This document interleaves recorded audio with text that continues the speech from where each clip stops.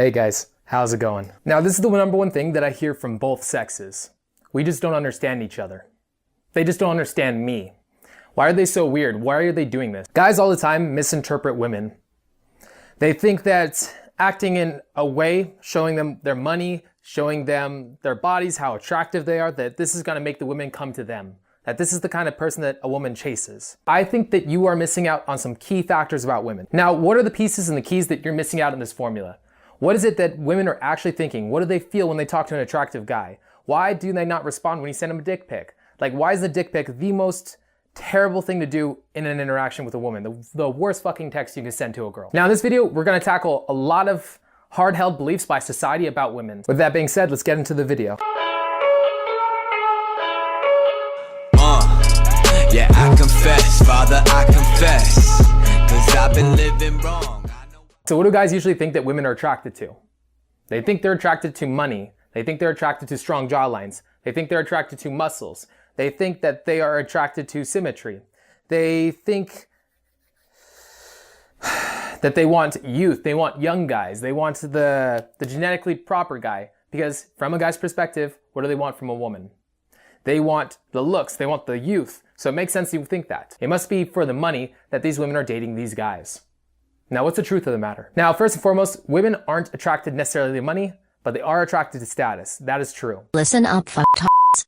You can demonstrate status without money or actual status.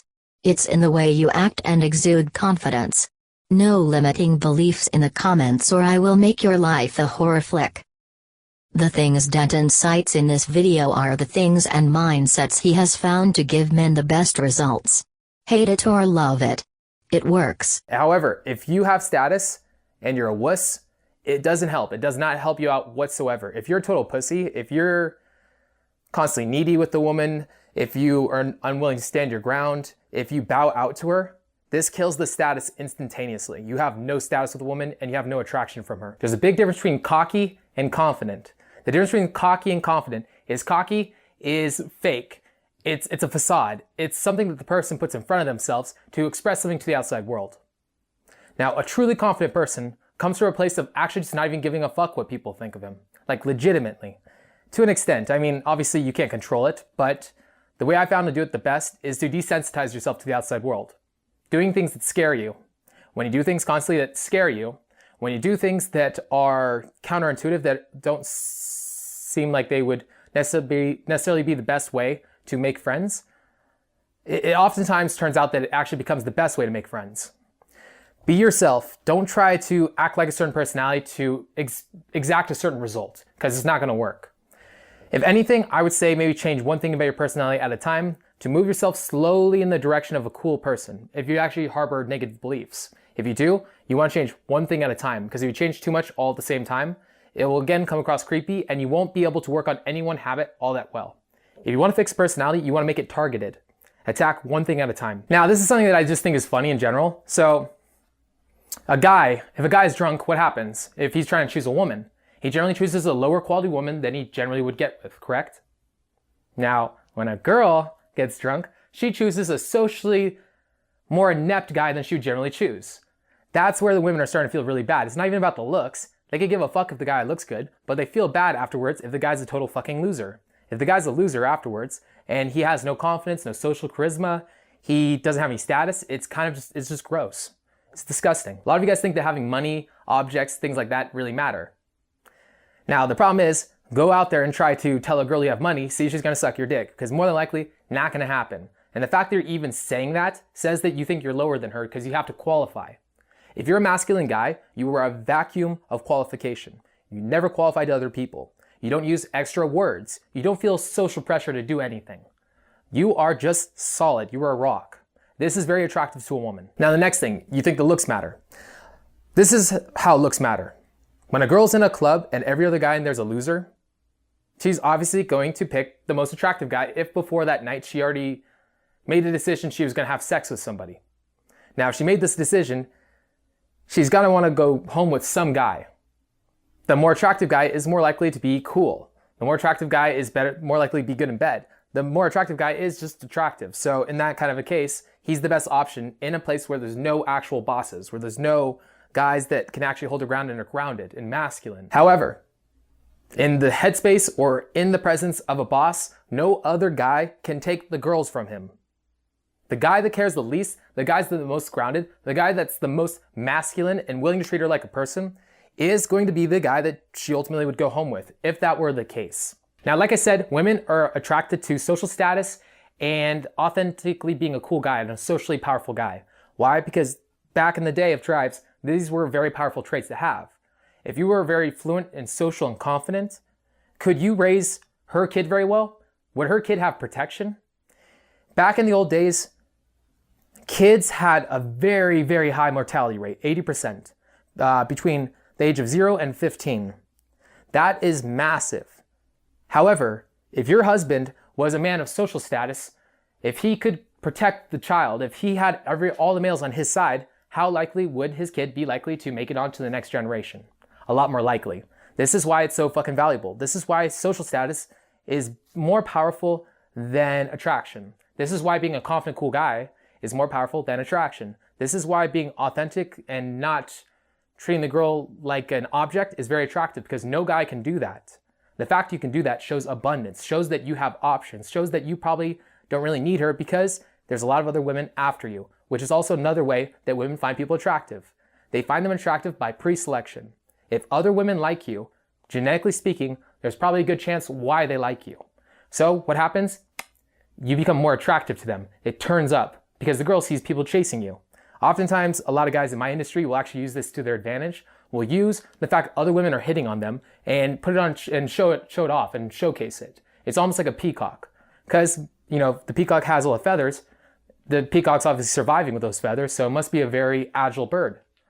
People, however, guys, if a guy has all these women around him, he must be a very valuable bird. He must be one of those fuckers that can really, put it out there. That's very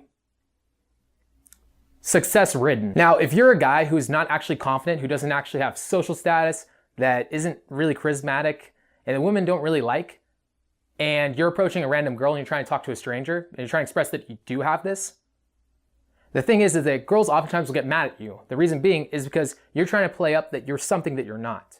If she were to invest in you and she were to, let's say, sire your kid, that's years that she wasted and that she fucking invested into this just to find out that the guy that came up to her was a loser. So when you get caught on this and you get called out, women oftentimes exhibit anger. Isn't that really funny? It's because biologically, you're trying to fuck her over. Biologically, you're lying to her and saying that you have something you don't. It's not a proper value exchange. Now, guys and girls differ a lot. Now, I'm gonna say a few things that are gonna piss some people off. Understand it's on a spectrum.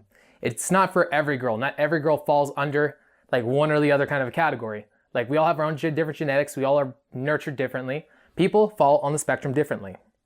So this is just a general bias. So first and foremost, men do have more of a drive to go chase things. It's biological. We're made to go conquer stuff. We're made to go and master things. Women, on the other hand, oftentimes are built to be more effeminate. They're in their emotions. They are stronger socially than us men, to be honest. Like when it comes to this part of the brain, women are more developed here. They have more of a skill to understand social emotions, to understand how somebody may be feeling. Women are a lot more developed in this area than guys are. However, guys are also, again, better at building stuff. We're better at creating companies, dominating things. We're better at conquering. Women also do a better job at lying to themselves. Not that guys don't do it at all, because honestly, we also do it a lot, but women are better at it. Women are better at it in the way that they can create a lie, and in their head, they can make it into reality. Now, this is very good for when you're trying to navigate social situations, because the more you believe something, the better you can lie about it. The more you actually believe it, the better the lie becomes. So women just generally are better at this. And unfortunately, they lie to themselves a lot about what they like about men, and it kind of sucks for us. How do girls and guys cheat different? Now, guys cheat physically. Now, women, if you've ever had a guy cheat on you, he's not usually, he totally can cheat emotionally. But more likely than not, men cheat from a physical standpoint. They cheat from a place that it's just about sex, about reproduction. The man genetically wants to get as many offspring to the next generation as possible. It's how we're all here today. We had ancestors that got as many children off to the next generation as they possibly could. This is the man's strategy. Now, women's strategy is different. The women's strategy is, I can only get pregnant with one guy's baby, and then I raise that baby up until that baby can handle himself. Now, I need a guy that's going to be one, stable, two, as high status as I possibly get while keeping him around for the child. Now, this is where it comes into attraction comfort that we brought up earlier. Now, if you're playing the provider card and you're trying to play the resume card, if you're trying to play the pretty boy card, you have to worry about this register. Now, if you're playing more of the fun, like excited, like stupid guy, the guy that has no ego, the girl will completely forget about this. And if you're high enough value, if you're one of those like really cool ass guys, just like really carefree and shit, and you're not coming across as a provider, the girl will treat you differently and she'll have sex with you a lot faster because she knows you won't judge her for it. So how do girls cheat differently than guys? Girls cheat emotionally. They cheat on emotions. If a girl is cheating on you, first and foremost, she's cheating emotionally. She's flirting. She's starting to put little images of what their future could be like. That's how girls cheat first, and then they sleep with the guy. If you have a girl that's ever slept with a guy, there was a lot of stuff happening before that point before she slept with the guy. Now, how's dating different for guys than it is for women? Now, for you guys, this is going to be a big eye-opening thing. For women, I hope it's pretty eye-opening for you too. Now, women, guys lie all the time about how much sex they have. For example, maybe your girl will tell you that she really hates a guy. This guy at work, he just bugs her all the fucking time. Now, the second that you guys break up, who's the first person that she goes and has sex with? It's this guy. Because this guy had emotional charge. She didn't know how to express the emotions. Now, this is another thing. If a girl is saying negative things about you, oftentimes because she's actually attracted to you. If it comes from the place that she's constantly kind of in an obsessive kind of way, it means either value or threat. So her reticular activation system is right there. Does it make sense for her to continually evaluate a guy and focus on a person of the opposite sex? No, it doesn't. Not for like the point of threat. Unless the guy is legitimately a very big threat, like, causing her to possibly be fired, that makes sense. But if there's not the threat there, if she's making the threat bigger than it is, it's probably because there's something of value where it's at. Now, this also comes down to ego. Oftentimes, you guys wonder why girls will full flake you. There's a factor of it where it is ego. Where it is because the girl thinks that maybe you're just talking to her for the sex, or maybe she thinks you're better than her, so she's like, well, if I go on a date, there's no way he's actually interested in me, so I'm just not gonna go. Now, men and women oftentimes also have hard times with making friends. Why? Because women and guys make friends differently. Men make friends by time spent towards a common goal. If you wanna make friends with a guy, you have a common goal and you work towards it. That's how you make friends. With a woman, however, women make friends by talking about emotions, social alliances, social connections. This is how women They'll make friends. If you guys are a guy and you have hard times making friends, this is how you make female friends. Talk about their emotions. Now, here's another thing I hear from my women all the time. It's guys that just hit them up randomly and just say, hey, wanna come over? Wanna come over for a quickie? Because in their head, this makes sense. Hey, just wanna come over and have sex. Women aren't driven the same way. I mean, they love sex. They like the build up even more. It's the foreplay. They like talking to a masculine guy. They like when she acts up that he puts her back in her place. That's sexy. For a lot of other guys, it's just like, oh, it's just all about the sex. It's the buildup. It's the buildup. It has nothing to do with the fact, like the sex itself. It's the emotions behind it. It's the fact that you're so solid, that you make her feel comfortable, that you make her feel in your presence that she's a princess. It's that kind of like, just being around you, she's so fucking lucky to have you. It's not even the fact that it's mutual, it's that you're better than her. In her mind, you're the best she can get. Now, I'm gonna get into this a little bit further. Now, women, they do have a hierarchy in their head. Now, how does this hierarchy work? Now, oftentimes, really attractive guys, what happens? They just want to fuck a girl and leave and never talk to her again, because legitimately cool guys, they have options. It's a very top percentile of guys. Now, this top 1%, though, they are not faithful because they have options. They don't need monogamy. They don't need to be monogamous. They have their choices. So when a girl's choosing a guy that she wants to maybe get in a relationship with, she will look to this and be like, this guy's too high value. Honestly, fuck it. I'm gonna go for a guy in my range. Somebody that's not too far below me, that's gonna be needy, but at the same time, maybe not too high above me. Maybe a little bit of neediness. Now, this is where girls fuck themselves over, because when a really cool guy approaches them, they think to themselves, oh, this guy right here, this guy's too high above me. He won't stick around. So, fuck it. I'm not gonna talk to him. I'll bounce. And then they'll even attack the guy. If I approach a girl that's below me that I usually wouldn't even fuck around with, the girls almost sense it in a way. They sense that I'm not that person, and they will harshly dismiss me, as opposed to a very attractive girl. Those kind of girls in general, when I approach them, they light up in the eyes. They look very like happy to see me. Now, for you guys, if you guys want to bypass this, by the way, don't talk about your work ever. Don't talk about logical things. Don't ever don't ever be shameful. Don't ever talk about shame. Don't talk about politics. Don't talk about anything that makes it seem like you're trying to get to know her or her to know you. To an extent, maybe do it if you're just playing around and fucking with her or you don't know what to say. In general though, it's about the underlying vibe. It's like this free, carefree, like I'm not judging myself and you're not judging me kind of a vibe. Now this is the player vibe. Now from here, you can take the girl home because this girl doesn't expect you to be the provider. So if you guys are simply after sex, express it in this kind of a way. Do not be the guy that wants the relationship. Now, here's the thing too. If you want a relationship, this is also the best way to pull a girl into, get a girl in a relationship. Reason being is because once a girl invests in sex, she's more likely to be in a relationship with you now. Which is really funny because all the guys that were being very cool, very suave and whatnot, they weren't getting sex, but a guy like this gets sex with her, and then all of a sudden, she's in a relationship. She invested in the guy, and she can't backwards rationalize she's a slut, so this guy must be special. And if she keeps fucking him, the more oxytocin gets released, the more that her ego has to back up her actions, which makes her align with her actions, makes her character that person. So now, she's the person in love with the boy. Which, again, is really funny, because all the guys that are playing by the rules, they're trying to be suave, cool, and have, like, you know, nice personalities, they're just doing it wrong. The women are putting him on multiple dates, then fucking the bad boy on the side. Then she gets with that guy.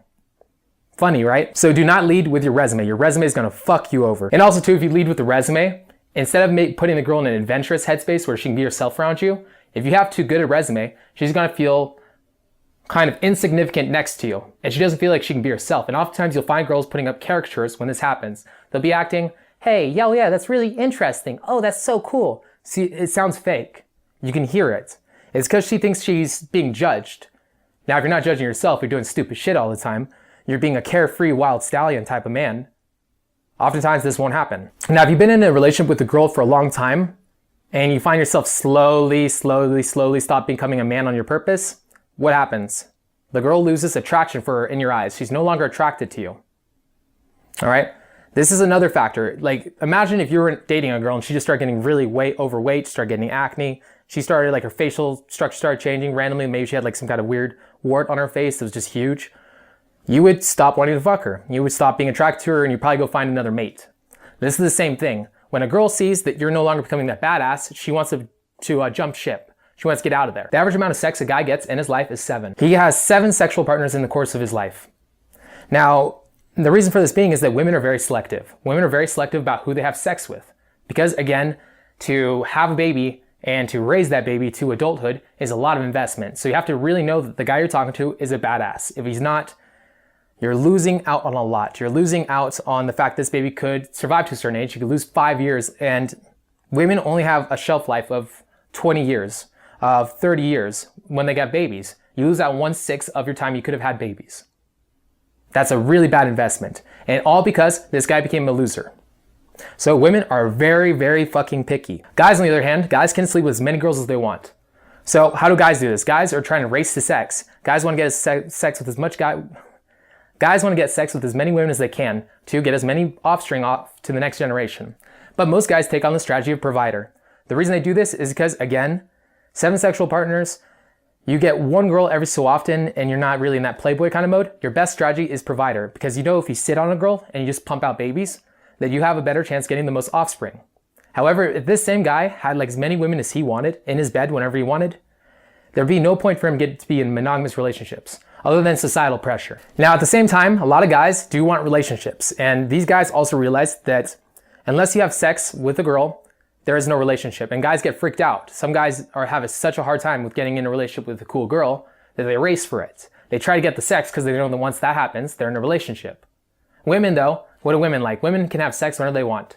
So they like the build-up. They like getting to know the guy. They like the energy. They like the masculinity behind the guy that complements her femininity. So she wants to feel it. She wants to feel that.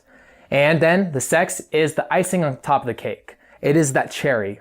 That's what sex is for a woman. It's not the end-all be-all. For guys, though, it is. So women, when you're wondering why the guy just can't be normal and can't think around you or can't slow down, This is why. Now for guys, when you're wondering why the girl wants to talk so much, this is why. It has nothing to do with this. She wants to know that you're gonna stay around. She wants to know that you're gonna invest in the child.